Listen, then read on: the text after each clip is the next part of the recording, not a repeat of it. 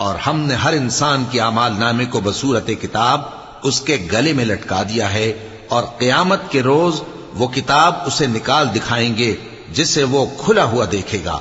कहा जाएगा कि अपनी किताब पढ़ ले, तू आज अपना आप ही हिसाब करने वाला काफी है। जो शख्स हिदायत इख्तियार करता है तो अपने लिए इख्तियार करता है, और जो गुमराह होता है तो गुमराही का जरर भी उसी को होगा।